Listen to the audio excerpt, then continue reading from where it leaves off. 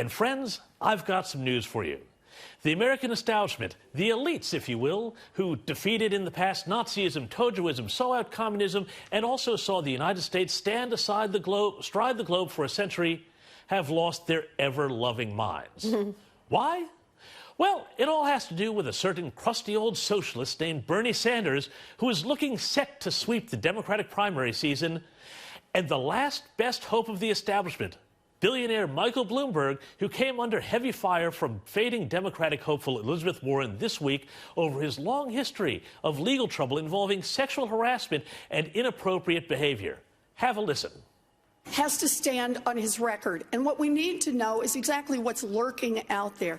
He has gotten some number of women, dozens, who knows, to sign non-disclosure agreements, both for sexual harassment and for gender discrimination in the workplace. So, Mr. Mayor, are you willing to release all of those women from those non-disclosure agreements so we can hear their side of the story?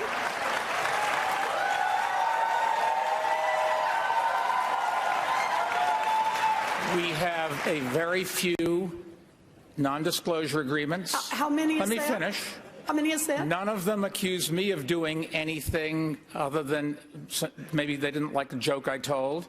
And let me put, there's agreements between two parties that wanted to keep it quiet, and that's up to them. They signed those agreements, and we'll live with it. So wait, when you say it is up to, I just want to be clear.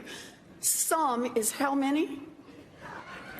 And when you say they signed them and they wanted them, if they wish now to speak out and tell their side of the story about what it is they allege, that's now okay with you? You're releasing them on television tonight? Senator, no.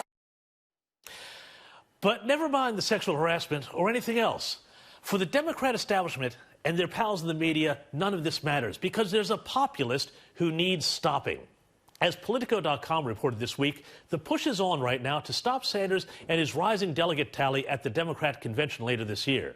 In fact, the Democrat establishment is now so panicked that after it worked so well for them in 2016, they are now trotting out the tired old line that no, it's not Trump who the Russians are acting for anymore, but Bernie. As Nevadans prepared to go to the polls yesterday for their caucus, the Washington Post dropped the story that U.S. officials had warned the Sanders campaign about Russian interference. And the Bloomberg campaign even tweeted out in Russian, "Feel the burn." You can't make this up. Now, Lord knows I'm not a Bernie fan, but look, Bloomberg is everything that they said Trump was. But instead of a cartoon version, he's the real thing. Someone with a documented history of racism and sexism. A billionaire who looks at people only for their economic worth and who has not, as was claimed about Trump, enriched himself through his ties to Russia, but rather with ties to another foreign power, namely China. As the Washington Post noted last November, before Bloomberg became the Democrats' last stop at stopping the populist apocalypse, quote, Bloomberg LP, that's his company, doesn't make money in China only by selling terminals. Through its massive Bloomberg Barclays Global Aggregate Bond Index, Bloomberg LP is helping finance Chinese companies by sending billions of U.S. investor dollars into the Chinese bond market, unquote.